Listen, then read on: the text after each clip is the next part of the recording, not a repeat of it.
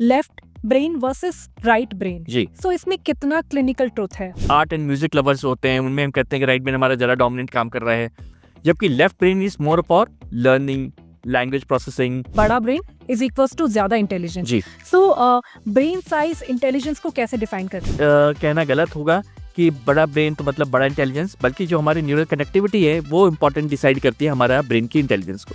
Like most of the doctors और most of the influencers also suggest this कि आप 21 day habit rule करो and you will form this habit. Studies कहती हैं कि ये हैबिट के जो डेज होते हैं ये बड़े डिफाइन नहीं है, it may very from 2-3 weeks to even 2-3 months. And what is the one thing you should do daily to keep your brain active and sharp?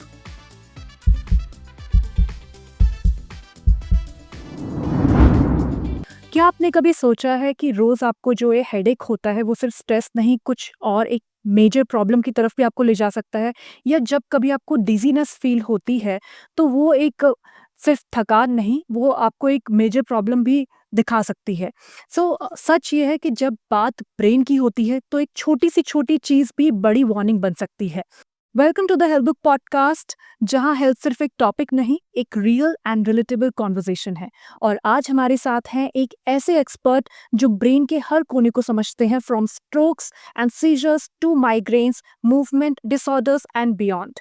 So please welcome doctor Kunal Behrani, director and head of neurology at Marengo Asia hospitals Faridabad, जिनके पास 15 साल से ज्यादा का experience है and international level पे advance neurology में recognition भी मिला है। डॉक्टर कुणाल ने आज तक बहुत सारे कॉम्प्लेक्स न्यूरोलॉजिकल केसेस को सॉल्व किया है। First of all thank you doctor Kunal for taking out time for this podcast. Thank you.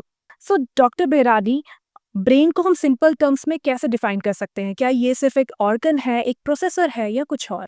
देखिए बहुत ही उम्दा सवाल। ब्रेन हमारा एक बहुत ही कॉम्प्लेक्स ऑर्गन है बॉडी का, जो definitely it's like a processor, जो हम कंप्यूटर की बात करते हैं।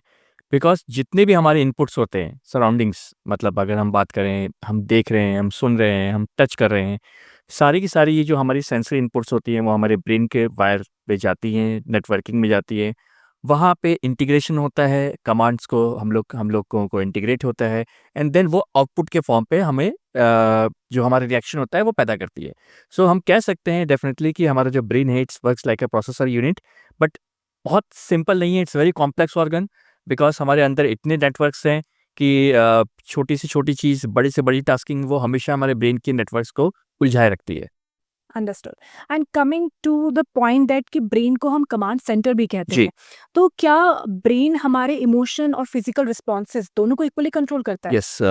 सो हमारा जैसे ब्रेन के फंक्शंस होते हैं वो केवल और केवल मोटर एक्टिविटी नहीं, जैसे हम लोग बोलते हैं कि हम बोल रहे हैं, हम चल रहे हैं, हम देख रहे हैं, केवल और केवल फंक्शंस नहीं, मोटर फंक्शंस नहीं, बल्कि जो हमारी इमोशनल फीलिंग्स होती हैं, जो हमारी अपनी इमोशंस होते हैं, चाहे वो हमारे दुख हो, सुख हो, हम हैप्पी हैं, हमारा अपना एंगर इश्यूज हैं, ये सारे इमोशनल कंट्रोल भी हमारा सेंटर्स, जो इमोशन सेंटर्स होते हैं ब्रेन के अंदर, वो भी उतनी ही एक्टिव रहते हैं जितने हमारी बाकी मोटर प्रोग्रामिंग सेंटर्स होते हैं। अंडरस्टूड।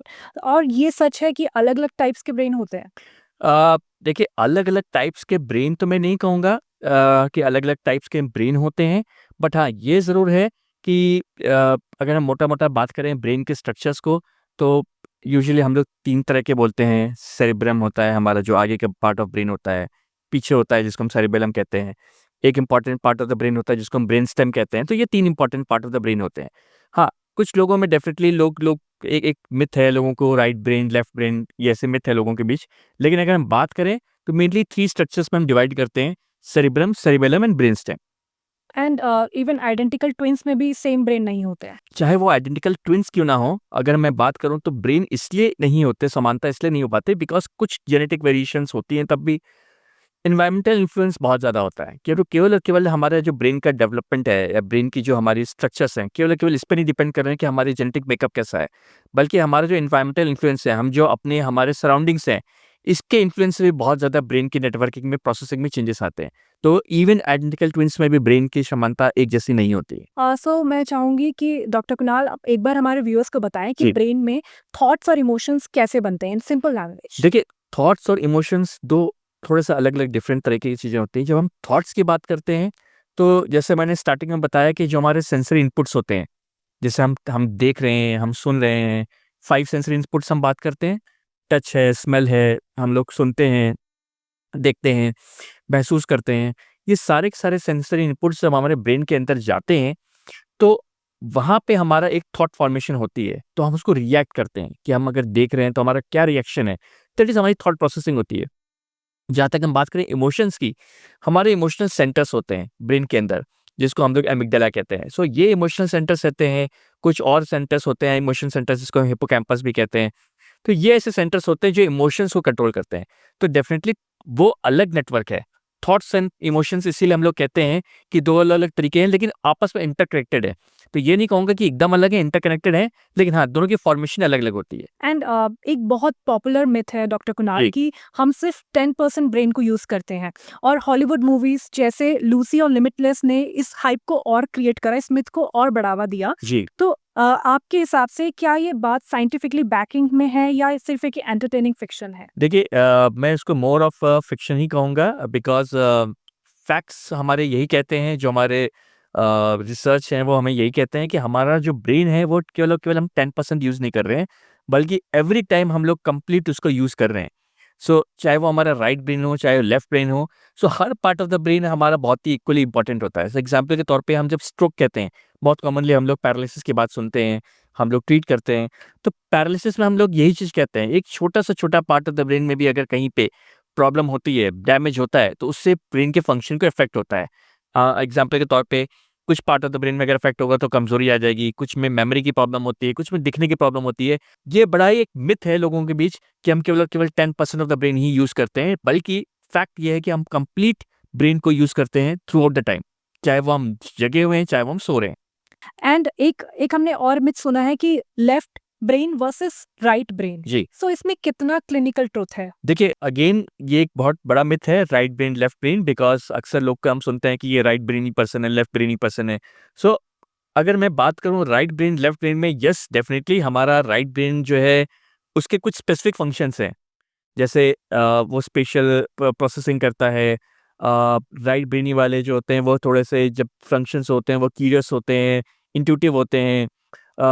ये फंक्शंस राइट ब्रेन के ज़्यादा होते हैं। आर्ट एंड म्यूजिक लवर्स होते हैं, उनमें हम कहते हैं कि राइट ब्रेन हमारा ज़्यादा डोमिनेंट काम कर रहा है, जबकि left brain is more for learning, language processing, जिसको हम बोलते हैं एबिलिटी टू थिंक, जो हम लोग कैलकुलेशंस करते हैं, ये लॉजिकल रीजनिंग करते हैं, ये सारा से हमारा लेफ्ट ब्रेन करता है। बट ये कहना गलत है कि केवल और केवल ये लेफ्ट ब्रेन ही है या राइट ब्रेन ही है, इसकी वजह से इसकी पर्सनैलिटी ऐसी है।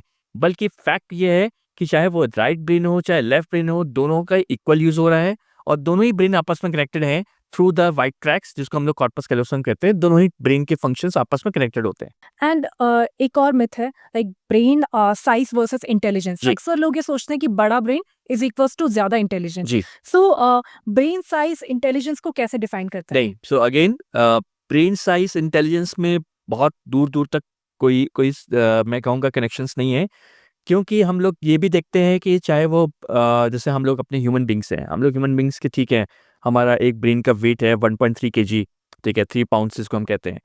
कुछ अ, अलग मैमल्स हैं जिनके ब्रेन के साइज बहुत बड़े हैं, बट स्टिल वो ह्यूमन ब्रेन को कंपेयर नहीं कर सकते।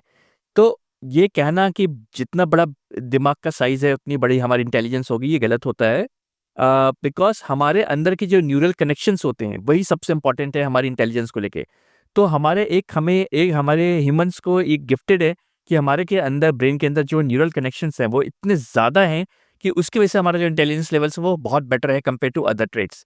सो कहने का मतलब इस पे बहुत कहना गलत होगा कि बड़ा ब्रेन तो मतलब बड़ा इंटेलिजेंस, बल्कि जो हमारी न्यूरल कनेक्टिविटी है वो इम्पोर्टेंट डिसाइड करती है हमारा ब्रेन की इंटेलिजेंस को। अंडरस्टूड। सो इट्स लाइक कि एफिशिएंसी ज्यादा इंपॉर्टेंट है। Correct. Yeah and coming to brain plasticity, so इसमें हम कैसे कह सकते हैं कि हम अपनी इमोशनल रिस्पॉन्सेस और डेली पैटर्न्स भी जेन्युइनली चेंज कर सकते हैं साइंटिफिकली? देखिए प्लास्टिसिटी सबसे इम्पोर्टेंट है हमें ये जानना कि न्यूरोप्लास्टिसिटी ऐसी चीज़ है कि जिसको हम लोग एक इनहेरेंट हमारे पास वो कह लो हमारे गिफ्टेड है। सो न्यूरोप्लास्टिसिटी हम कहते हैं ब्रेन रीवायरिंग, मतलब हम लोग विद टाइम हमारा ब्रेन इतना एफिशिएंट ऑर्गन है, इतना एडेप्टेबल ऑर्गन है कि उसमें रीवायरिंग होती रहती है। तो हम ये नहीं कह सकते कि बचपन में जो हम सीख गए। इवन हम एडल्टहुड में, इवन हम लोग जब जैसे हमारी एज बढ़ती है, देन ऑल्सो हमारी जो ब्रेन की क्षमता होती है, प्लास्टिसिटी होती है, वो उतनी एक्टिव होती है। बट नो डाउट बचपन में प्लास्टिसिटी की जो एफिशिएंसी है वो बहुत ज़्यादा होती है, एज के साथ साथ वो प्लास्टिसिटी की एफिशिएंसी कम हो जाती है। बट ये rewiring process it's a continuous process, ये कभी रुकता नहीं है। तो इसीलिए कोई एज लिमिट नहीं है जिसको हम कहते हैं कि हम आज ये हम सीख सकते हैं, आगे जाके हम ये चीज़ नहीं सीख सकते, ये कोई एज लिमिट नहीं है। तो ये neuroplasticity mechanism definitely throughout the age हमारी चलती रहती है। And coming to the biggest breakthroughs in brain science, so पिछले कुछ सालों में हमने ब्रेन साइंस में काफ़ी ब्रेक थ्रोज जी। देखे हैं, like coming to the real time brain imaging, जी। ब्रेन कंप्यूटर इंटरफेसेस और इवन एआई असिस्टेड जी। डायग्नोसिस। सो आपके लिए सबसे बड़ा गेम चेंजिंग ब्रेक थ्रो देखिए, क्या डेफिनेटली आर्टिफिशियल इंटेलिजेंस एआई आज की डेट में बहुत ज़्यादा ब्रेक थ्रू है। हम लोग हर जगह एआई की बात कर रहे हैं। अगर मैं अपने ह्यूमन ब्रेन की बात करूँ तो डेफिनेटली एआई मॉडल्स अब हम लोग जनरेट कर रहे हैं, चाहे वो लैंग्वेज मॉडल्स हों, चाहे वो डीप लर्निंग हो। सो बेसिकली उसमें हम का मेन एम होता है कि कुछ specific part of the functions of the brain, जैसे हमारा हमारा लर्निंग, हमारा विजन। सो ये specific part of the brain के फंक्शंस को हम लोग थ्रू कैसे हम लोग उसको मॉडल क्रिएट कर सकते हैं थ्रू द आर्टिफिशियल इंटेलिजेंस, ये हम लोग करते हैं। अब ये इसके बहुत फ़ायदे भी हैं। फ़ायदे कैसे हैं कि specific part of the brain जब हम लोग बात करते हैं, तो कुछ ऐसे डिजीज़ेज़ हैं जिसको हम लोग अर्ली डायग्नोसिस हम लोग कर पा रहे हैं थ्रू एआई मॉडल्स। हम लोग प्रेडिक्ट कर पा रहे हैं आगे जाके कि हमारे स्ट्रोक्स होने के रिस्क क्या होंगे, हमारी डिमेंशिया का रिस्क क्या होगा। तो ये एआई मॉडल्स हम लोग क्रिएट कर रहे हैं ताकि ये एक रिस्क प्रेडिक्शन मॉडल हम लोग क्रिएट कर सकें। इससे बहुत फ़ायदा क्या होगा कि हम आने वाले टाइम पे हम लोग बता पाएँगे कि किसको कितनी ज़्यादा आगे होने की दिक्कत हो सकती है। इससे फ़ायदा क्या है, हम लोग बेटर तरीके से प्रिवेंट कर सकते हैं। सो ये प्रिवेंशन वाला part is always better compare to treatment वाला पार्ट। तो ये एआई मॉडल से हम लोग ये चीज़ कर पा रहे हैं। दूसरी आपने जैसे बताई BCI, brain computer interface. Again brain computer interface की बहुत रिसेंटली हमने देखा, इलॉन मस्क ने हमारे लॉन्च किए। सो ये ऐसे ब्रेन कंप्यूटर इंटरफेस डिवाइसेस होते हैं, वो हमें हेल्प करते हैं ताकि हमारे जब भी कोई पेशेंट जो जिसको स्पाइनल कॉर्ड इंजरी हो जाए, जिसको खासकर कुछ ऐसी प्रॉब्लम हो जाए जिसके हमारी हाथ-पाँव के मूवमेंट्स खत्म हो जाते हैं, लेकिन ब्रेन फंक्शन है। सो मूवमेंट हम नहीं कर पा रहे हैं, लेकिन हमारा ब्रेन सोच पा रहा है। तो ये ब्रेन कंप्यूटर इंटरफेस से हम लोग क्या करते हैं, चिप हम लोग यूज़ करते हैं, और वो चिप से हम लोग ने देखा है, ये जब हमारे मॉडल्स क्रिएट किए गए, कि हम लोग कैसे थ्रू आवर थिंकिंग हम लोग उस चिप के थ्रू अपनी जो हमारी मोटर फंक्शंस है वो हम कम कर पा रहे हैं। तो ये brain computer interface again it's a very very breakthrough advances in the neurosciences. तो ये कुछ ऐसे मॉडल्स, जैसे जैसे हम कहते हैं deep brain stimulation, DBS. Again deep brain stimulation again is a breakthrough model in the neurosciences, जो हम लोग पहले पार्किंसंस के लिए करते थे, अब बहुत सी तकनीक आ गई हैं। सो ये जितने भी न्यूरो एडवांसेस हैं जो हम लोग ने देखे हैं हाल फिलहाल में, वो एडवांसेस काफ़ी ब्रेक थ्रू रहे हैं, और वो डे बाय डे हम लोग नए एडवांसेस देखते जा रहे हैं। And as you said, Elon Musk का जो न्यूरालिंक प्रोजेक्ट था, जी। जो ये भी मतलब क्लेम किया गया था कि पैरालिसिस ट्रीट करने से लेके वो हमारी मेमोरी इन्हांसमेंट करेक्ट। तक में हेल्प कर सकता करेक्ट। है। सो डू यू थिंक कि ये फ्यूचर टेक है या सिर्फ एक एक्सपेरिमेंटल हाइप है? देखिए, अभी जैसे हम बात करते हैं, तो अभी तो फिलहाल अगर मैं बात करूँ, डेफिनेटली जो हमारे मॉडल्स क्रिएट किए गए हैं या जो हमारे दिख रहे हैं, उससे डेफिनेटली हम लोग मोशन मतलब मूवमेंट एंड कम्युनिकेशन ये हम कर पा रहे हैं, हम देख पा रहे हैं। सो मैं ये नहीं कहूँगा कि केवल हाइक है, बल्कि मैं बात करूँ कि आगे का उनकी उनकी जो हमारी अप्रोच है, वो तो कभी-कभी हमारी बात ऐसी भी होती है कि हम सुपर ह्यूमन बनाना चाहते हैं। सो ऐसा बहुत आई आई थिंक बहुत बहुत दूर नहीं है हम, कि हम एक सुपर ह्यूमन को भी जनरेट कर पाएँ थ्रू दिस इनोवेटिव मॉडल्स। तो कहने का मतलब ये है कि जो ये मॉडल्स जब जनरेट किए गए हैं, सो कोई एक ऐसे फंक्शंस जो ब्रेन से सिग्नल्स नहीं जा पा रहे थे, इस मॉडल्स के तहत हम लोग वो चीज़ कर पा रहे हैं। एंड डू यू थिंक कि न्यूरोप्लास्टिसिटी जो है, ये एड कर सकता है स्ट्रोक रिकवरी और लर्निंग डिफरेंसेस को इम्प्रूव कर सकता है? डेफिनेटली जैसे मैंने बताया, neuroplasticity is a process, rewiring process, जो हेल्प करता है कि जो हमारी हमारी जो फंक्शंस हैं जो लॉस हो चुकी हैं, हम उसको कैसे रीवायरिंग करके जो है उसको गेन कर सकें। लाइक हम लोग वीआर मॉडल कहते हैं। ये ऐसे मॉडल्स होते हैं, मिरर थेरेपीज़ हैं, ये ऐसे मॉडल्स हम लोग क्रिएट करते हैं सो दैट किसी को स्ट्रोक भी हो जाए, पैरालिसिस भी हो जाए, तो अर्ली मंथ्स मतलब इनिशियली 6 से 8 महीने में हम लोग थ्रू दिस मॉडल्स न्यूरोप्लास्टिसिटी को हम लोग कैसे एनहांस कर सकते हैं, मतलब हम रीवायरिंग कैसे एनहांस कर सकते हैं। बहुत कॉमनली हमने देखा है कि ऐसे पेशेंट्स जहाँ पे हम न्यूरोप्लास्टिसिटी एनहांस करते हैं, पेशेंट्स अच्छे रिकवर करते हैं। बट ये ज़रूरी है कि इस प्रोसेस को हम जल्दी इनिशिएट करें। अंडरस्टूड। सो डॉक्टर आपने बोला mirror therapy, so can you explain क्या ये मिरर थेरेपी क्या होता है? देखिए, मिरर थेरेपी हो चाहे वीआर मॉडल्स हों, बेसिकली इसमें एक ही चीज़ होती है कि हम कोई भी एक्टिविटी कर रहे हैं, हम बार-बार कर रहे हैं। मतलब हम चाहे याद कर रहे हैं, हम चाहे लर्न कर रहे हैं, हम चाहे लिख रहे हैं, जो हमारे फंक्शंस लॉस्ट हुआ है, हम उसको रिपीटेड कर रहे हैं। हम मिरर थेरेपी में भी यही कहते हैं कि पेशेंट मिरर के सामने जो है वो एक्टिविटीज़ को रिपीट कर रहा है। सो बाय जस्ट रिपीटिंग एक्टिविटीज़ हमारे जो ब्रेन की रीवायरिंग होती है वो एनहांस होती है। सो कहने का मतलब ये है कि हम एक ही एक्टिविटी को जब बार-बार करते हैं तो हमारी रीवायरिंग होती है और जिसकी वजह से हमारी जो रिकवरी है वो बेटर होती है। Okay. And coming to the very interesting topic, that is emotions, trauma and ji, heartbreak, जो बहुत से लोग झेल नहीं पाते, and nowadays we are seeing like mental health बहुत ज़्यादा बढ़ रहा है जी। and उसके अराउंड लोगों की अवेयरनेस बढ़ रही है। सो हार्ट ब्रेक को हम इमोशनल दर्द बोलते हैं, बट स्टडीज कहते हैं कि ब्रेन उसे फिजिकल पेन जैसा ही प्रोसेस करता है। तो सेम न्यूरल सर्किट्स एक्टिवेट होते हैं, जी। कैसे इसमें? जो हमारे कुछ सेंटर्स हैं ब्रेन के अंदर, इमोशनल सेंटर्स हैं, जैसे मैंने बताया था, एक नाम मैंने लिया था एमिगडाला का। सो ये इमोशनल सेंटर्स ऐसे होते हैं जभी भी कोई हमारे ट्रॉमा होता है या हमारे कहीं कुछ इमोशंस हाइक हो जाते हैं, तो ये ऐसे सेंटर्स हैं जो जिनके जिनके न्यूरल नेटवर्क हैं वो बढ़ जाते हैं। और कुछ ऐसे सेंटर्स ब्रेन के अंदर जो हमारे इमोशंस को प्रोसेसिंग करते हैं, मतलब कंट्रोल करते हैं, जैसे हम लोग प्रीफ्रंटल कॉर्टेक्स कहते हैं, ह्यूमन में बहुत अच्छा डेवलप्ड है। ये ऐसे सेंटर्स होते हैं जो उसको कंट्रोल नहीं कर पाते हैं। सो कहने का मतलब है इन दोनों चीज़ों में जो इम्बैलेंस होता है, एक सेंटर जो उसको कंट्रोल नहीं कर पा रहा, एक सेंटर जो बहुत हाइटेंड हो जाता है, जिसकी वजह से हमारे इमोशंस बड़े डिसरेगुलेशन हो जाता है और जिसकी वजह से हम लोग जो है इमोशंस को अपने कंट्रोल नहीं कर पा रहे। Right, right. एंड जब हम कहते हैं कि प्यार में केमिकल लोचा है, हमने बहुत सारे गाने सुने हैं एंड हम यूजुअली हम ऐसे बोल देते हैं। सो लिटरल सेंस में क्या डोपामिन, ऑक्सीटोसिन और सेरोटोनिन ही काफी कुछ कंट्रोल करते हैं? एकदम आपने अच्छी बात बताई। जो हम लोग न्यूरोट्रांसमीटर्स की बात कर रहे हैं, लोग लोग जानते हैं केमिकल्स, जो कई बार हमसे लोग पूछते हैं कि ब्रेन के केमिकल्स जिसको हम न्यूरोट्रांसमीटर्स कहते हैं। कुछ न्यूरोट्रांसमीटर्स जैसे आपने नाम लिया डोपामाइन, सेरोटोनिन, एपिनेफ्रिन, ये ऐसे न्यूरोट्रांसमीटर्स होते हैं जो हमारे हैप्पी हार्मोन्स के नाम पे होते हैं, जैसे हम लोग इससे खुश रहते हैं। तो बहुत कॉमनली हम लोग देखते हैं जैसे ट्रॉमा में, डिप्रेशन में, ये सारे हार्मोन्स या न्यूरोट्रांसमीटर्स होते हैं, उसके लेवल कम हो जाते हैं। और एट द सेम टाइम जिसको आपने नाम लिया ऑक्सीटोसिन, ये ऐसे भी हार्मोन्स होते हैं जो न्यूरोट्रांसमीटर्स होते हैं जिसके लेवल्स कम हो जाते हैं। But at the same time जब स्ट्रेस लेवल बहुत ज़्यादा होता है तो कुछ हार्मोन जिसको हम कॉर्टिसोल कहते हैं ये भी बढ़ जाते हैं। तो ये डिसरेगुलेशन न्यूरोट्रांसमीटर्स का ये पैदा करते हैं या ये एक तरह के बढ़ावा देते हैं डिप्रेशन को। सो आज के डेट पे हम जब ट्रीट करते हैं पेशेंट्स को, तो हम कुछ ऐसी मेडिकेशंस ट्रीट करते हैं कि ये जो न्यूरोट्रांसमीटर्स की अप रेगुलेशन और डाउन रेगुलेशन हो गया, इसको हम कैसे बैलेंस कर पाएँ। एंड जैसे कि डॉक्टर कुणाल हम ट्रॉमा, हार्ट ब्रेक की बात कर रहे थे, सो थेरेपी और माइंडफुलनेस ये ब्रेन को कितना हील करता है? अगर हम माइंडफुलनेस की बात करें, सीबीटी की बात करें, कॉग्निटिव बिहेवियरल थेरेपी की, ये ऐसी थेरेपीज़ होती हैं जो अल्टीमेटली हमारे जो ब्रेन के जैसे मैंने बताया था न्यूरोट्रांसमीटर्स को, ये हेल्प करती हैं इनके इन लेवल्स को बढ़ाने में। एट द सेम टाइम हमारे नेटवर्किंग जो ब्रेन के सर्किट्स होते हैं या कुछ सेंटर्स जो मैंने बताया था इमोशनल सेंटर्स होते हैं, इसको रीजेमिनेट इसको मतलब रीवायरिंग करने में वो हेल्प करती है। सो बहुत कॉमनली हम लोग एडवाइस करते हैं पेशेंट्स को कभी भी इस तरह के कि जहाँ हम दवाइयाँ देते हैं, तो इस तरह के माइंडफुलनेस एक्सरसाइजेस चाहे वो कॉग्निटिव बिहेवियरल थेरेपी हो, चाहे वो प्राणायाम हो, मेडिटेशन हो, ये बहुत हद तक हेल्प करती हैं पेशेंट्स को एक तरह से रीवायरिंग करने में।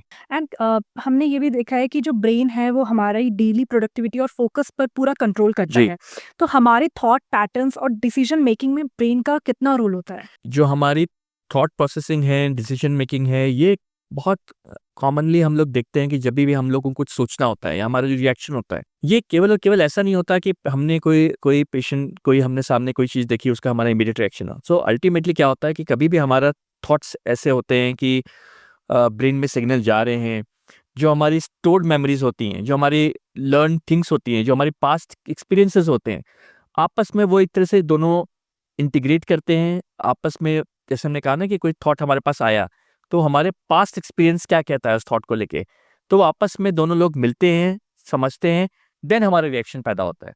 सो ये बड़ा नी जर्क रिएक्शन नहीं होता कि हमने देखा कुछ भी हमने बता दिया, तो एक इंटीग्रेशन होता है। हाँ, ये अलग बात है कि इतना फास्ट होता है कि बहुत कॉमनली हम लोगों को टाइम भी नहीं लगता कोई रिएक्शन देने में, बिकॉज़ वो बहुत फास्ट प्रोसेसिंग होती है। बिकॉज़ ऑफ हमारी जो इतने मिलियंस ऑफ न्यूरॉन्स हैं, सिनेप्सेस है, जिसकी वजह से ये प्रोसेसिंग बहुत फास्ट हो जाती है। एंड जब कोई हैबिट फॉर्म करनी होती है तो ब्रेन में क्या प्रोसेस चल रहा होता है यूजुअली? देखिए हैबिट फॉर्मेशन अगेन जैसे मैंने बताया, एक दिन में कभी भी हैबिट फॉर्मेशन नहीं होती। Depending on simple habits, complex habits, जैसे हम एग्जांपल के नाम पे करें कि अगर हम केवल एक एक ब्रश करना है हमें, हम हर दिन का एक हैबिट है हमारी, सुबह हम ब्रश कर रहे हैं, तो ये एक हैबिट ऐसी होती है कि जब हम किसी को बोलते हैं तो यूजुअली ठीक है 18-20 दिन 21 दिन में यूजुअली हैबिट फॉर्मेशन हो जाती है। बिकॉज अगेन सेम चीज़ आप बार बार करोगे तो हमारी जो न्यूरल नेटवर्किंग है वो स्ट्रेंथन होगी, बिकॉज कनेक्शंस बढ़ेंगे एंड वो एक हैबिट फॉर्मेशन होती रहेगी। सो ऐसा नहीं कि हर हैबिट 3 हफ्ते ही लगते हैं, कुछ हैबिट्स ये भी कहा गया है कि इवन इवन 3 मंथ्स भी लगते हैं। तो ये depending on habit formation, simple habits है, कॉम्प्लेक्स हैबिट्स है, बट अगेन इसमें रीवायरिंग ही होती है। हमने कोई भी हैबिट फॉर्मेशन होती है वो एक प्रोसेसिंग होती है, हम एक ही चीज़ बार बार कर रहे हैं, वो हैबिट फॉर्मेशन हो जाती है, तो एक ऑटोमेटिक रिस्पॉन्स हो जाता है। हमने आज एक चीज़ किया, हमारी हैबिट बनी, वो एक ऑटोमेटिक रिस्पॉन्स हो जाता है। तो हमारा एक पार्ट ऑफ द ब्रेन होता है जिसको हम बेसल गैंग्लिया कहते हैं। ये basal ganglia is responsible for जब एक एक प्रॉपर हैबिट फॉर्मेशन हो जाती है, तो उसमें हमें टाइम नहीं लगता, हमें पता है कि हमें ये चीज़ करनी है तो करनी है। तो शुरू में वो लर्निंग का प्रोसेस अलग होता है, लेकिन जब वो एक हैबिट बन जाए तो basal ganglia takes over the part.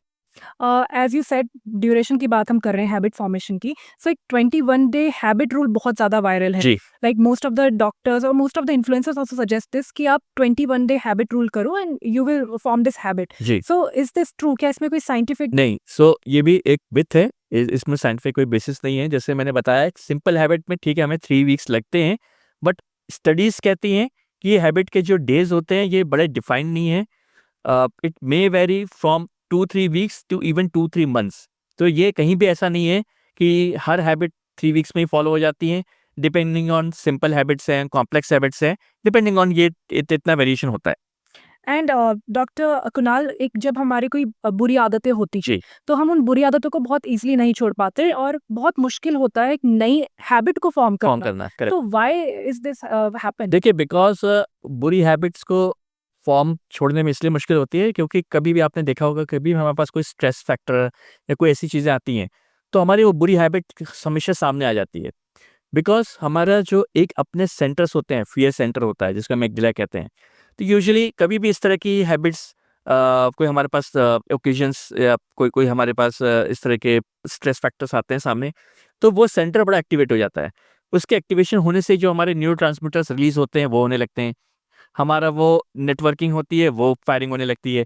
सो इसके चलते वो बुरी आदतें हावी होने लगती हैं।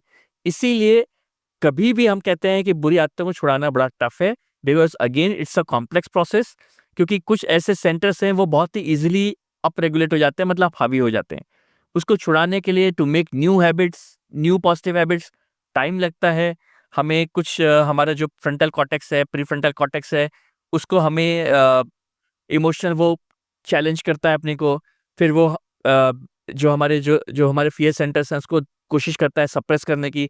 ये एक प्रोसेस लंबा प्रोसेस होता है। तो इसीलिए बहुत कॉमनली कहा गया है कि जो हमारी बुरी आदतें हैं वो बहुत जल्दी सामने आ जाती, अच्छी आदतों को अडेप्ट करने में टाइम लगता है। या एंड डोपामीन, जी, क्या ये प्रोक्रेस्टिनेशन, मोटिवेशन और एडिक्शन में क्या रोल प्ले करता है? एकदम आपने ठीक कहा। डोपामीन इज़ जैसे मैंने बताया इट्स अ हैप्पी हार्मोन। तो बहुत कॉमनली हम लोग देखते हैं कि कोई हमारे सामने कोई ऐसी चीज़ हो जाए जो हमें एक एक अपलिफ्ट दे। जैसे एग्जांपल के तौर पे हमने कोई कोई हमारे सामने कोई हमारी ड्रीम कार है, वो हमारे सामने आ जाए, एक हैप्पी मोमेंट आ गया, तो ऐसे में वो डोपामीन सर्ज देती है, डोपामीन के लेवल बढ़ जाता है, बिकॉज़ वो हैप्पीनेस बढ़ जाती है। बहुत कॉमनली हमने ये भी देखा है कि लोग एडिक्शन होता है जिनको स्मोकिंग का, तो ऐसे में भी इमीडिएटली अगर हम बात करें तो उसको एक डोपामिन लेवल बढ़ा देती है। तभी लोग कहते हैं ना कि स्मोकर्स को क्यों वो छोड़ नहीं पाते, उनको किक मिलती है। Right. वो इसीलिए बिकॉज़ जो डोपामिन लेवल है वो इनिशियली जो है वो बढ़ जाता है। वो एक एक हैप्पी हार्मोन बढ़ जाता है। बट वो एक ट्रांजिएंट थिंग होती है। अगर हम बात करें उसके साइड इफेक्ट्स वो ज़्यादा होते हैं, वो सस्टेनेबल नहीं होती। वो इनिशियली किक देती है आपको, but it is very short lasting. तो इसीलिए डोपामिन हम लोग कई बार डोपामिन डिटॉक्सिफिकेशन के लिए भी कोशिश करते हैं कि पेशेंट्स को बोलने के लिए, क्योंकि वो हैप्पी हार्मोन ज़रूर है, वो उस समय किक देती है, लेकिन वो उसका सस्टेन्ड इफेक्ट नहीं रहता। Right. And as you are talking about detoxification, so हम सिंपल टर्म्स में कैसे उसको डिफाइन कर सकते हैं? क्या हम कैसे डिटॉक्सिफाई कर सकते देखिए डिटॉक्सिफिकेशन के लिए ज़रूरी है हमारे इमोशंस को कंट्रोल करना। जैसे मैंने बताया था कि ये इमोशंस कंट्रोल करना कभी एक दिन में नहीं पैदा होता। इसके लिए निरंतर हमें प्रयास, एक्सरसाइजेस करनी होती है। डिटॉक्सिफिकेशन आज की डेट में हम बात करें तो जैसे इनिशियली हमने डिस्कस किया, mindfulness programmes, meditation, cognitive behavioural therapy, ये ऐसे प्रोग्राम्स होते हैं जिससे हमें हेल्प करते हैं डिटॉक्सिफिकेशन करने में। स्लीप, अगेन स्लीप हाइजीन बहुत इंपॉर्टेंट है। Regular physical activities, social networking, ये ऐसी चीज़ें हैं जो हमें हेल्प करती हैं चीज़ों को डिटॉक्सिफाई करने में। सो कभी भी आपके सामने ऐसी चीज़ें आती हैं तो सबसे ज़रूरी है आप उसको मदद मांगो। आप सामने से डिस्कस करोगे कि हमें ये प्रॉब्लम हो रही है तो उसके आंसर्स आपको मिलेंगे।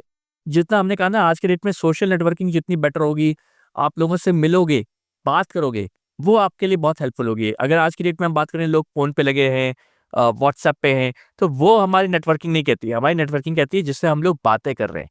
तो वो सोशल नेटवर्किंग हमारे लिए बहुत ज़रूरी है। Right. And coming to age you said कि डिजिटल वर्ल्ड है जी। ज़्यादा हमारे मतलब बहुत हमारे आसपास डिस्ट्रैक्शन है और हम डिस्ट्रैक्ट हो जाते हैं इजली।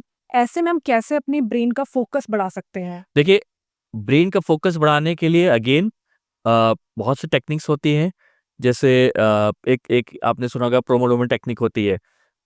उसमें कहा गया है कि 25 मिनट्स आप जो है किसी चीज़ को फोकस करो, एक्टिविटीज़ करने को, then you take a break for 5 minutes. So ये पोमोडोरो टेक्निक्स होती हैं। माइंडफुलनेस प्रोग्राम्स होते हैं। आपकी स्लीप हाइजीन है, प्रॉपर आप स्लीप क्वालिटी मेंटेन करो। स्लीप क्वालिटी का मतलब आपकी 7 टू 8 आवर्स केवल टाइम नहीं, बल्कि आपकी नाइट स्लीप बहुत इंपॉर्टेंट होनी चाहिए। लोग आज की डेट में रात में नहीं सो के डे टाइम पे सो रहे हैं। अगेन ये नुकसान देता है, बिकॉज़ जो हमारे नॉर्मल हार्मोन्स होते हैं, सर्कैडियन रिदम होता है, उसके साथ हम छेड़छाड़ करते हैं जब भी हम डे नाइट शिफ्ट करते हैं। रेगुलर फिजिकल एक्टिविटी है। तो ये कई ऐसी चीज़ें हैं, जब हम लोग एक रेगुलरिटी में इसको फॉलो करेंगे तो हमारी जो ब्रेन फंक्शंस हैं, खासकर जो हमारा अटेंशन स्पैन है, वो हमारा बढ़ेगा। बिकॉज़ अल्टीमेटली ये हम चीज़ें क्यों कर रहे हैं? हमारे अटेंशन स्पैन बढ़ाने के लिए। तो जहाँ हमारा अटेंशन स्पैन बढ़ेगा, हमारे डिस्ट्रैक्शंस कम हो जाएँगे। तो हम ऐसा कह सकते हैं कि हमारा अटेंशन स्पैन जो है वो नोटिफिकेशंस और स्क्रीन टाइम की वजह से हार्म हो रहा है? यस, बहुत कॉमनली हम लोग आपस में देखते हैं कि आज की डेट में मल्टीटास्किंग लोग कर रहे हैं। एक ही टाइम पे बहुत सी चीज़ें कर रहे हैं। अ, जब भी आप काम करने बैठो, आपके व्हाट्सएप पे नोटिफ़िकेशन आ रहा है, मेल्स पे नोटिफ़िकेशन आ रहा है, कॉल्स आ रही हैं। तो ये कई चीज़ ऐसे डिस्ट्रैक्शंस हैं जहाँ पे हमें हमारा जो अपना अटेंशन स्पैन है वो धीरे-धीरे कम हो रहा है। सो एक नॉर्मल कहा जाता है कि जो हमारा अटेंशन स्पैन जो 12 सेकंड्स एक नॉर्मल तौर पे होता था, वो अब घट के जो है 8 सेकंड हो गया है। तो ये अटेंशन स्पैन जो होता है, ये ओवर अ टाइम जो हमारा कम हो रहा है, it's all because of blessings to this digital world. तो ये जो हमारा डिजिटल वर्ल्ड हो गया है आज की डेट में, ये हमारा कहीं न कहीं हावी हो रहा है हमारे अटेंशन स्पैन पे। Yes. And when we talk about a brain child, जी, सो एक बच्चा जो होता है बहुत इजीली चीज़ों को लर्न कर लेता है और उसकी जो कैपेसिटी होती है टू अडेप्ट द थिंग्स बहुत क्विक होती है। जी। सो हाउ स्ट्रक्चर वाइज और फंक्शनैलिटी वाइज एक चाइल्ड का ब्रेन एडल्ट ब्रेन से डिफरेंस होता है? देखिए, जो हमारा चाइल्ड का ब्रेन होता है, आपको पता होना चाहिए कि जो हमारा ब्रेन है, उसका जो डेवलपमेंट है, वो अच्छा development somewhere around 6 years of age तक हो जाता है, 90%। बट येस, कंप्लीट डेवलपमेंट होता है वो 25 इयर्स ऑफ एज का। बिकॉज़ हमारे कुछ पार्ट ऑफ द खासकर फ्रंटल कॉर्टेक्स ऐसा एरिया है, जो हमारा 25 साल तक डेवलप होता है। अब बच्चों में खास बात क्या होती है, जो हमारा न्यूरोप्लास्टिसिटी होती है, जो रीवायरिंग की हम क्षमता की बात कर रहे हैं, वो बहुत ही प्रोमिनेंट होती है। जो जिसकी वजह से बच्चे नई लर्निंग एबिलिटीज़, जैसे बच्चों को कहते हैं ना कि हम लोग लैंग्वेज अगर सिखाना है तो बचपन में सिखा दो। अ, बच्चों को कोई भी इस एकेडमी में डालो, कोई भी म्यूज़िक थेरेपी में डालो, बच्चा बहुत ईज़ी से सीख जाता है। वो इसीलिए बिकॉज़ जो हमारी लर्निंग एबिलिटीज़ होती है, हमारी सिंटैक्स फॉर्मिंग, हमारे जो ग्रामर्स बोलते हैं, ये हमारी बहुत ही एक्टिव होती है इनिशियली 10 इयर्स तक, लैंग्वेज प्रोसेसिंग। तो ये ओवर अ टाइम एडोलेसेंट में ये धीरे-धीरे कम होती है, बिकॉज़ जो हमारा ब्रेन के नेटवर्क्स होते हैं, जो हमारा व्हाइट मैटर ट्रैक्ट्स होते हैं, वो धीरे-धीरे करके जो उसकी रीवायरिंग होती है, वायरिंग होती है, वो धीरे-धीरे कम हो जाती है। So that is the reason कि बच्चों में खासकर व्हाइट मैटर बिकॉज़ इतना प्रोमिनेंट होता है, तो इसी वजह से जो हमारी लर्निंग एबिलिटीज़ होती है, वो बच्चों में बहुत अच्छी होती है compared to adults brains. So it's like easy to say कि जो बच्चे होते हैं वो ईज़िली लैंग्वेज और म्यूज़िक को लेकर बहुत जल्दी सीख करेक्ट। लेते हैं। Yes. And coming to emotional patterns of personality traits, so बचपन में ही क्या ये ब्रेन में वायर हो जाते हैं? नहीं, सो जैसा मैंने अभी बताया आपको कि हमारा जो ब्रेन का डेवलपमेंट है, वो 90% 6 साल तक डेवलप हो जाता है, बट 10% रिमेनिंग होता है टिल एज ऑफ 25 इयर्स। सो हमारे एडोलेसेंट फेज में भी वो ब्रेन डेवलपमेंट होता है, and that is because of emotional regulatory centre, that is a frontal cortex, pre frontal cortex. हम कैसे अपने इमोशंस को कंट्रोल कर सकते हैं, हम कैसे अपने जो जो हमारा अटेंशन है उस पर हम कंट्रोल कर सकते हैं, ये सारा हमारा डिसाइड करता है प्री फ्रंटल कॉर्टेक्स में, जो हमारा 25 साल तक डेवलप होता है। वो हमारा बच्चों में बहुत डेवलप नहीं होता है। बहुत कॉमनली हमने देखा होगा, बच्चे कितने कहते हैं ना, बच्चे मन के सच्चे होते हैं, वो कुछ भी बोल देते हैं, उनको कुछ भी दिमाग में आता है वो बोल सकते हैं, बिकॉज हम उनके इमोशंस में वो सेंटर नहीं है जो उन पे कंट्रोल कर सके। एडल्ट्स में वो एक क्षमता है, बिकॉज प्री फ्रंटल कॉर्टेक्स बहुत अच्छी तरह से डेवलप्ड है, तो हमारे इमोशंस को हम कंट्रोल कर पाते हैं, हमें पता है हमें क्या बोलना है। So that is the reason कि एक बच्चों का ब्रेन और बड़ों का ब्रेन में बहुत बड़ा फर्क होता है, कि जो प्री फ्रंटल कॉर्टेक्स है जो बच्चों में डेवलप नहीं कर पाया, जिसकी वजह से वो इमोशंस को कंट्रोल नहीं कर पाते हैं। एंड जैसे आपने बात अभी करी थी डिजिटल वर्ल्ड की, सो ऐसे में पेरेंट्स क्या कर सकते हैं? क्या कौन से ऐसे तरीके अपना सकते हैं जिसकी वजह से उनकी जो बच्चों की जो ब्रेन ग्रोथ है वो अच्छे से डेवलप हो? देखिए, अगेन सेम वही टेक्निक्स जैसे मैंने आपको बताया, कि कोशिश करनी चाहिए पेरेंट्स को बच्चों के साथ बॉन्डिंग अच्छी हो, टाइम दें। बहुत आज कॉमनली आज हम देखते हैं कि पेरेंट्स के टाइम नहीं दे पाते हैं बच्चे, बिकॉज ऑफ उनकी अपनी बिजी लाइफ है, शेड्यूल है। सो कोशिश ये करनी चाहिए जितना सोशल इंटरेक्टिव बच्चों को रखेंगे, नॉट द गैजेट्स, बल्कि आपस में वर्बली जो जो हम लोग कहते हैं ना, कि जितना बातें करेंगे, कनेक्शंस बताएंगे, उससे बच्चों का ब्रेन डेवलपमेंट ज़्यादा अच्छा होता है। कोशिश करनी चाहिए कि बच्चों को अलग अलग तरीके से एक्टिविटीज़ में इंगेज रखें, बिकॉज जो उनकी जो मेंटल एबिलिटीज़ है वो हमें पता होनी चाहिए कि बच्चों में बहुत ज़्यादा होती है। बच्चों की जो लर्निंग पावर होती है वो बहुत अच्छी होती है। तो कोशिश करनी चाहिए तरह तरह की एक्टिविटीज़ में बच्चों को इंगेज करके रखें, कम्युनिकेशंस बहुत अच्छा रखें। कोशिश करनी चाहिए कि उनकी उनकी जो टाइम है, फ़ोन स्क्रीन टाइम है वो कम रखें, उनकी स्लीप पे ध्यान दें। उनकी स्लीप एटलीस्ट 7 टू 8 आवर्स होनी चाहिए, बिकॉज़ हमारा ब्रेन उतना ही एक्टिव है डे टाइम में जितना सोने पे एक्टिव है। और सबसे important physical activity.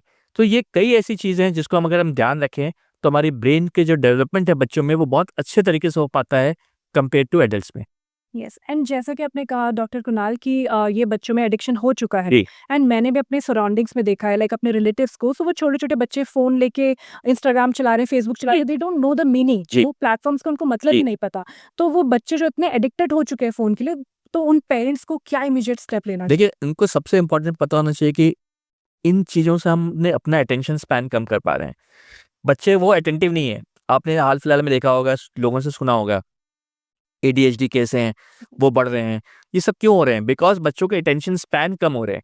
Attention span इसीलिए कम हो रहा है बिकॉज़ ऑफ गैजेट्स। हम लोग इतने बिज़ी हो गए अपने लाइफ़ में कि बच्चे वो गैजेट्स से ही यूज़ कर रहे हैं। गैजेट्स में कई तरीके के गैजेट्स में जब हम लोग देखते हैं तो 1 गेम है, 2 गेम है। जैसा आपने बताया, लोग इंस्टा बच्चे यूज़ कर रहे हैं, उनको पता भी नहीं है वो क्या देख रहे हैं।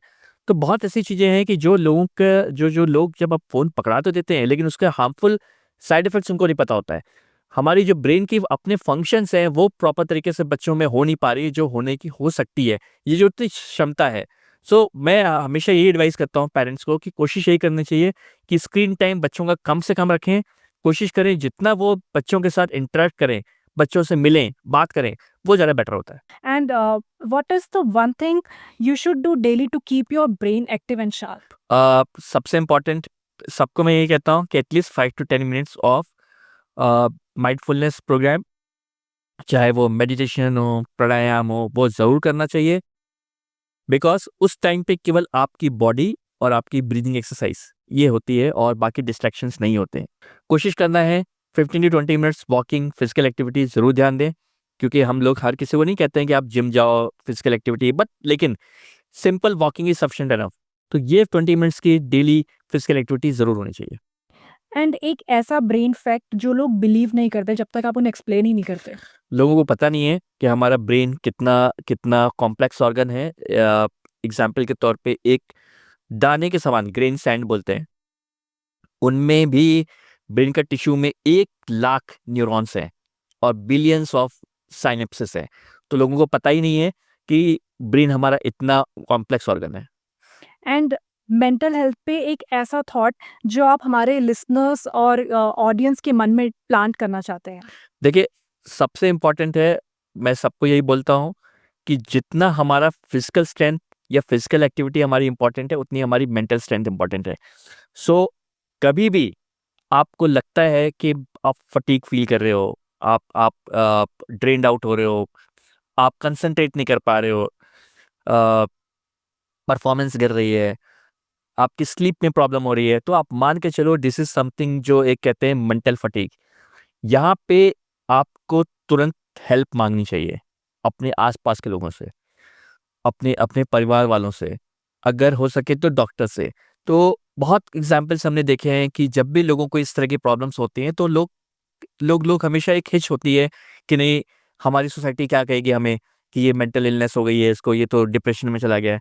बट ज़रूरी है कि समय पे अगर हम लोग इसको पहचानें और अपने अपने को दिखाएं, हेल्प लें, तो ये बड़ी चीज़ें होने से बच जाती हैं। एंड आजकल एज़ यू से एआई बहुत ज़्यादा बज़ में जी। है एंड एआई हर हेडलाइंस पे दिखता है, हर पब्लिकेशंस पे दिखता है। सो आपको लगता है कि एआई ह्यूमन ब्रेन के लेवल तक पहुँच पाएगा कभी? देखिए, आज के डेट में डेफिनेटली इसका आंसर नो है, बिकॉज़ जैसे मैंने बताया इनिशियली में, जो हम लोग आर्टिफिशियल इंटेलिजेंस या लर्निंग प्रोग्राम्स की बात करते हैं, वो हमारे कुछ पार्ट ऑफ ब्रेन को, फंक्शंस को अडैप्ट कर पा रहा है। लैंग्वेज को, विजुअल को, बट कंप्लीट पैकेज ब्रेन का उसको वो अडैप्ट नहीं कर सकता। खासकर अगर हम बात करें हमारे इमोशंस को, वो उसको कहीं भी अडैप्ट नहीं कर सकता।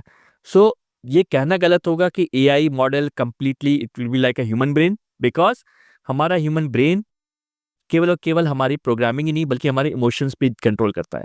सो ये इमोशनलेस ब्रेन जिसको हम कहते हैं, दैट इज आर्टिफिशियल इंटेलिजेंस। ठीक है, तो डेफिनेटली नाम ही कहता है artificial, that is not a natural. Yes. And most of the people आजकल जो भी कन्वर्सेशन चल रहा है, डिबेट चल रहा है जी। कि एआई हमारी जॉब ले सकता है। जी। सो ऐसे में आप क्या एक एडवाइस देना चाहेंगे उन लोगों को जो बहुत ज़्यादा स्ट्रेस ले रहे हैं इस चीज़ को लेके? देखिए, सबसे इम्पोर्टेंट ये जानना है कि आर्टिफिशियल इंटेलिजेंस एआई मॉडल जो होते हैं, वो बनाए इसीलिए गए हैं ताकि आपकी परफॉर्मेंस को बेटर कर सकें, हमें हेल्प दे सकें। सो वो कहीं भी आपकी जॉब को लेने के लिए नहीं बनाए जा रहे हैं, बिकॉज़ आपको समझना पड़ेगा कि एआई मॉडल, अगर जैसे मैंने बताया, दे आर इमोशनलेस। वो ह्यूमन इमोशंस नहीं है उनके अंदर। सो कोई भी जॉब आप कर रहे हो, चाहे वो छोटी से बड़ी जॉब हो, उस पे इमोशंस कनेक्टेड होते हैं। ठीक है, ये आपको जानना बहुत ज़रूरी है। आपकी परफॉर्मेंस आपके इमोशन से कनेक्टेड है। आपका बॉस आपके इमोशंस के साथ कनेक्टेड होता है, उसका इमोशंस। तो ये एआई मॉडल रिप्लेस नहीं कर सकती उसको। तो आपको फ़िक्र करने की ज़रूरत नहीं है। एआई मॉडल है, वो आपको आगे जाके आपकी जॉब को बूस्ट करेगा, आपके आपके हेल्प करेगा, but it's not to replace your job. Thank you doctor Kunal कि आपने ये डाउट भी जी। लिसनर्स का क्लियर कर दिया, क्योंकि बहुत ज़्यादा मैंने भी अपने सर्कल में देखा है, बहुत ज़्यादा लोग स्ट्रेस ले रहे हैं कि हमारी जॉब चले चली जाएगी, जाएगी। एआई आ गया है। And coming to the last question of this podcast, so future में ब्रेन साइंस कहाँ जा रहा है और क्या ब्रेक थ्रूज हम देख सकते हैं आने वाले टाइम में? देखिए, आज की डेट में हमने बहुत ब्रेक थ्रूज देखे हैं। जैसे स्टार्टिंग से अपने हमने बताया, artificial intelligence, brain computer interface, deep brain stimulations, drug delivery systems, ये ऐसे एडवांसेस हैं न्यूरो साइंसेस में जो पहले हम नहीं देखते थे, अब देख रहे हैं। आने वाले टाइम में हम लोग बहुत दूर नहीं हैं जो हम लोग प्रिडिक्शन मॉडल डिसाइड कर पाएँ। जैसे मैंने बताया, स्ट्रोक मतलब पैरालिसिस किसी को अगर होगी, हमें पता है कि हो सकती है, लेकिन किसको होगी, हम उसको प्रिडिक्ट करना हमारे लिए ये बड़ी चीज़ हो जाएगी। डिमेंशिया किनको होगा, ये प्रिडिक्शन करना बहुत बड़ी चीज़ हो जाएगी। तो ऐसे प्रिडिक्शन मॉडल्स हम लोग डेवलप कर रहे हैं। ये एक ब्रेक थ्रू होगा न्यूरो साइंसेस का आने वाले टाइम पे। अगर हम बात करें कि आप प्रिवेंटिव पे ज़्यादा फोकस कर सकते हो। आज हम मेनली फोकस करते हैं ट्रीटमेंट पार्ट पे, किसी को प्रॉब्लम हो गई हम उसको ट्रीट करते हैं। बट आने वाले टाइम में हम लोग ज़्यादा फोकस करेंगे प्रिवेंशन पे, जो हमारे लिए सबसे बड़ा ब्रेक थ्रू होगा हमारे साइंस से। Thank you. And doctor Kunal, एक लास्ट क्वेश्चन आउट जी। Of curiosity. सो एक डिजीज़ है जो हम बोलते हैं बैक्टीरियल मेनिंजाइटिस, जी। जो बहुत से लोगों को नहीं पता है। जी। तो एक बार आप उसके अराउंड अवेयरनेस कुछ क्रिएट करेंगे? देखिए, bacterial meningitis as as a नाम सजेस्ट कि मेनिंजाइटिस, तो मेनिंजाइटिस हम लोग बोलते हैं मेनिंजियल इन्फ्लेमेशन। कभी भी इन्फ्लेमेशन होता है मेनिंजस में, उसको मेनिंजाइटिस कहते हैं। अब मेनिंजाइटिस बहुत से टाइप के होते हैं। इसके कॉमन सिम्टम्स क्या होते हैं? बुखार होना, सिर दर्द होना, वॉमिटिंग होना। कुछ लोगों में दौरे पड़ सकते हैं, कुछ लोग बेहोशी हो सकती है, उसमें हम लोग उसको मेनिंगोएन्केफेलाइटिस कहते हैं। सो एक मेनिंजाइटिस में, जिसको हम लोग बोलते हैं टाइप्स, मेनिंजाइटिस की बात करते हैं, तो वो बैक्टीरियल भी होता है, ट्यूबरकुलर भी होता है, फंगल भी होता है। बैक्टीरियल मेनिंजाइटिस वो मेनिंजाइटिस होता है जो बैक्टीरिया को पैदा करता है, बैक्टीरिया कॉज करता है। ये बड़ा ही ड्रेडफुल डिजीज़ होता है।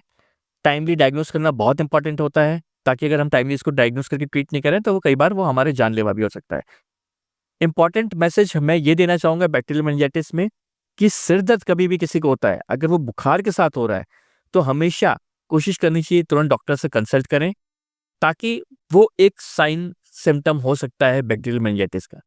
Okay, so as per you अगर ये क्योर नहीं करा गया टाइम पे तो ब्रेन डेड भी हो सकता है या ब्रेन को yes, yes, yes. Understood. So thank you doctor Kunal for your time and all the insights. अगर आपको ये पॉडकास्ट इन्फॉर्मेटिव लगा हो तो अपने लव्ड वंस के साथ शेयर करिएगा और let me know in the comments आपको इस पॉडकास्ट में क्या अच्छा लगा और ऐसे कौन से गेस्ट हैं जो आप चाहते हैं कि हम लेकर आएं आपके पास। और हाँ, द हेल्थ बुक पॉडकास्ट को स्पॉटिफाई या यूट्यूब जहाँ पर भी आप देख रहे हैं या सुन रहे हैं वहाँ फॉलो सब्सक्राइब ज़रूर करना।